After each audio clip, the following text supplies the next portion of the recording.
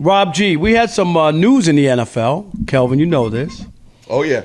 That had been going on, lawsuits and all kinds of stuff. And kind of came to a head. We got some news about black coaches, the NFL, and a lawsuit. Rob G, fill us in. Yeah, it's been a rough week for the NFL legal department. First, you had the John Gruden case move forward, and he's going to be able to expose some stuff about them and whether they may or may not have thrown him under the bus to protect somebody else.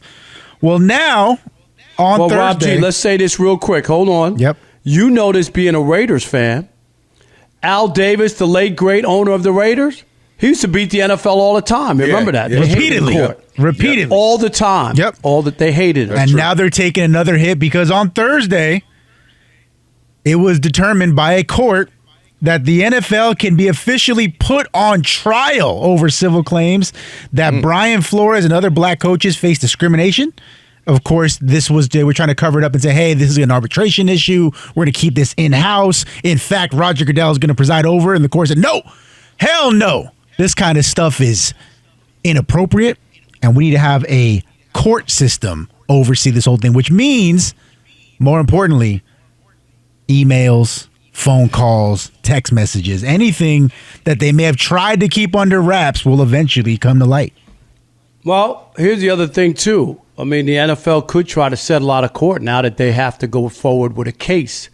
The last thing you want to do, Kelvin, as you know, is expose all that discovery. Like, that's why a lot of cases get settled. People wonder why, wait a minute, I thought they were saying no, that they were innocent, all this, and then all of a sudden it's like discovery shows up. Yep. It's like, okay, turn over your emails for the last 5 years, turn over your cell phone text messages, all this other stuff. And then you don't want that on the public record, which is what happens in a court case. But I'm going to say this to you. This is no surprise whatsoever. And we know the NFL and the bad way that it has treated minorities, especially former black players and coaches. It's well documented. It's so bad that they actually had to have a Rooney Rule, which was forcing owners to interview, not even hire, to interview, because coaching cycles would go by and there would be 6 jobs open and not one black assistant coach or anybody would get an interview. Forget about having a chance to, not even an interview.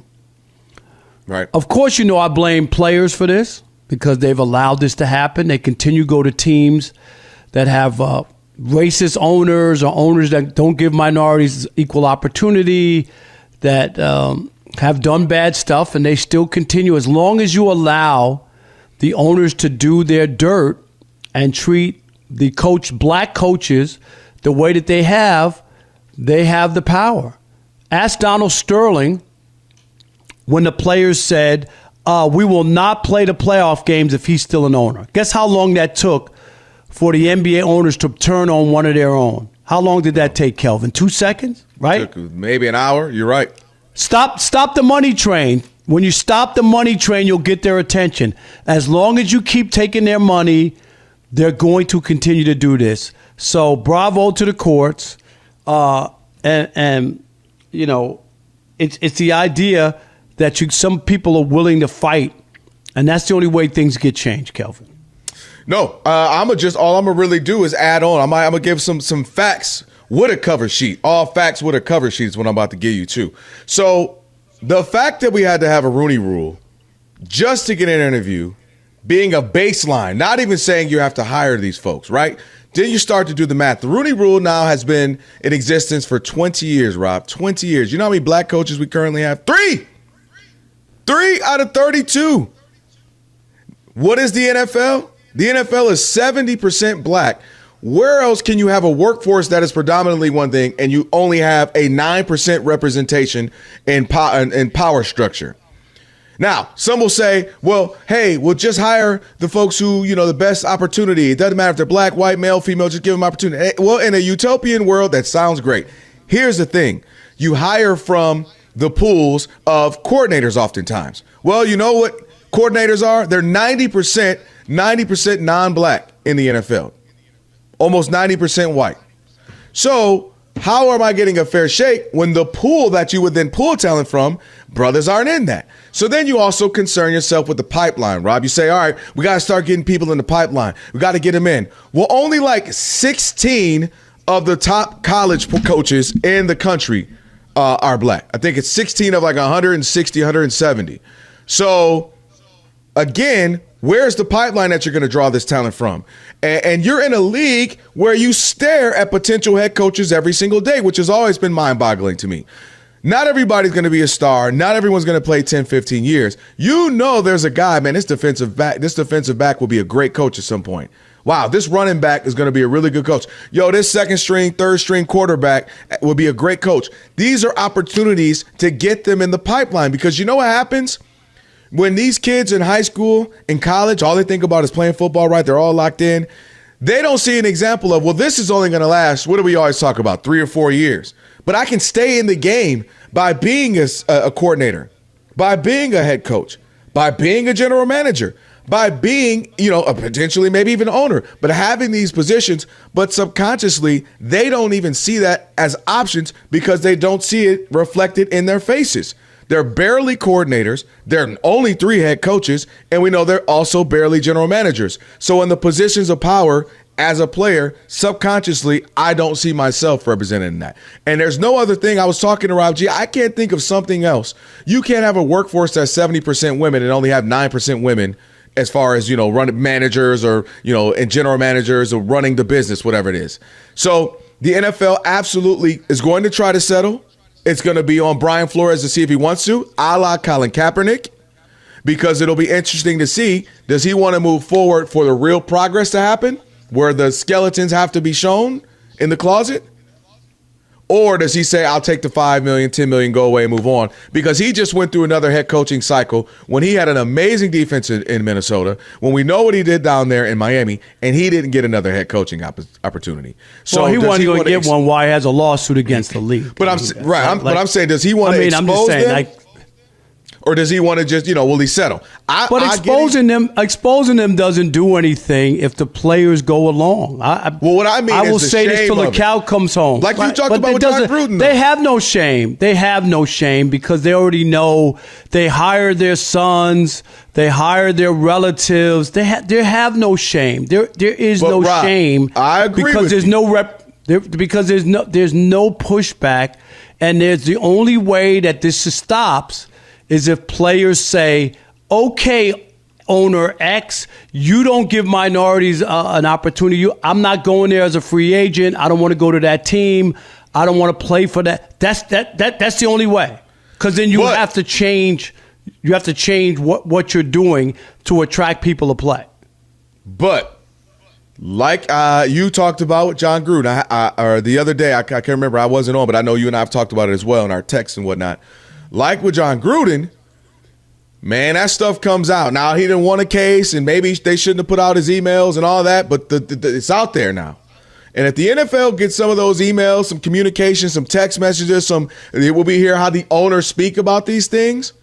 If an owner says, let me go get my token black interview real quick so I can get it out the way to hire whoever I was going to hire. If all that stuff comes out publicly to be seen, not just what I think, because others will say, you don't know that. Come on, they just hired the best man for the job. But if somebody sees it, reads it, people will be like, whoa, I didn't know it was like that. You and I already know, but others may be informed now and see it in their face. So there's a chance. I give you credit because I just don't think – I think the players who won't even fight for their own health care and pensions are not going to fight for black coaches. I don't. They have the worst. Would you admit that? They got the worst health care. Oh, we talk about that, yeah. Pension. So they won't fight for their own and their families and their future health. How in the world? This is why this has been allowed to happen. I blame the players more than I blame the owners. I really do. But you're putting the onus on the players, and I totally can understand that. I'm saying the onus would then be on you, me, other shows, the writers across the country and potentially the world, if it were to get out. The shame of it, more so than the players. I'm not talking about the players. The players are trying to play. I'm just saying that they don't have any shame. I hear what you're saying in a realistic and honest world. Your approach is right. I just don't think they care. And as long as they continue to play and as long as they continue to make money and the games go on, they will say, oh, yeah, we got to do a better job. And they'll keep doing business as usual. I think if some inflammatory emails and messages get out by the right owners and the right general managers and so on, I think they'll try to save face and tuck their tails and try to, backpedal and get some get right. But yeah, that was a big win for Brian Flores and a big win, potentially a big win moving forward. We'll see how if he takes a settlement or how that all pays out. Because one thing we know the NFL got is some big money, and if they hit him with a $10 million check, like they did Colin Kaepernick. All right, 877-99 on Fox, 877-996-6369. Do you expect Brian Flores will be able to expose the NFL's history of racial discrimination? And if he does, do you expect anything would actually change? Because I just don't think so unless players get involved and stop the madness. Dwight in Kentucky, you're on the Odd Couple Fox Sports Radio. What's up, Dwight? Okay. Hey, how y'all doing? What's up, brother? Doing great. Hey, first of all, real quick, I agree with both of y'all. I believe whether he wins or not, it probably won't make a big difference. But I got a quick tidbit for y'all. I got 11 teams to run off real quick for you. Okay. The Bills, Cowboys, Jaguars, Giants, Panthers, Rams, Ravens, Saints, Seahawks, Titans, and Washington Commanders going all the way back to 1932. I've never hired a black coach. That's crazy. In 2025, with a league that's 70% black. Listen, I'm fully aware the league doesn't have to be 50% black, 70% black. But the idea that there's three in 2025 is crazy. All I say is the reverse would be if the National Hockey League had 25 black coaches and the league is right, then you would go, what? Something's wrong here. This doesn't. They will be like, hold on, all right, now what's going on here? Jerome, Devontae, what's going on here? Exactly. Yeah. Like it just wouldn't make any sense. 877-99 on Fox. How about Andre in Massachusetts? You're on the Odd Couple Fox Sports Radio. What's up, Dre? Hey, how you doing? Thanks for taking a call. Listen, for me, I think that Brian Flores is going to stand tall in this situation and really go for things that are systemic, that can undo some of these practices and, frankly, principles that you note that have created the status quo. I don't know if he's fought this hard to get to this point, as you've noted, and go ahead and take hush money. And the bottom line is I got to give a shout-out to the Rooney family and the folks in Pittsburgh that allowed him to get a job when he decided to go ahead and form this case that said we're not going to let him be shut out because he's standing up for what's right. So he was able That's to probably have that the only job. organization. That's a good point. It's a really to go good back point. to the original name, like, hey, how you doing? Just wondered if you want to live up to your name and let me get a gig. Yeah, it's just a wild time. Thank you for the call, Dre. Always appreciate it. Rob, I can't think of another workforce where that is the case, meaning if 70% is something and you only have 9%, which is 3 coaches in the NFL, or something. You get what I mean? Like, I can't think of another equivalent to that. Let's squeeze one more in. Brady in Windsor, Canada. You're on the Odd Couple Fox Sports Radio. What's up, Brady? Hey there, Butch and Sundance. What's going on? Well, first of all, how about the Rough and Ready theme song? Rough and Ready? Okay. Oh, you got to tell me that one. What's that one? Yeah, but Ruff, that was back when I was a little boy. Ruff was a dog, obviously, and Reddy was his buddy, a cat. Well, about the Brian Flores situation, it's probably not going to help him become a head coach, but probably maybe by the middle of next decade, I think it'll help when some of these older, more set in their way owners, pass away, so to speak. And then I think you'll start to see more of black head coaches, because the originators very seldom get the benefit from the things I'll give an example. Now, I'm 72. I remember when Kurt Flood sued baseball when he was traded to the Philadelphia Phillies, for whom he didn't want to play for, a lot of reasons, and he lost in the U.S. Supreme Court. But then free agency came along in late 75 and 76. Well, right, he didn't benefit from it.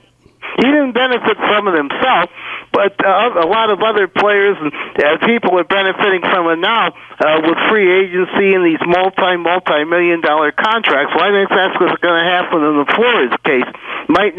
He might not be the beneficiary of it, but I think down the line, when, as I said, these older owners start to leave football for one reason or another. Thank you for the call. We're up against it, but you brought up a great point. You know, when we start to get these more business-minded, calculated, big, large conglomerate groups that buy in, they just want the best person, period. I think you start to see some more of that. So, hey, everybody, appreciate the calls.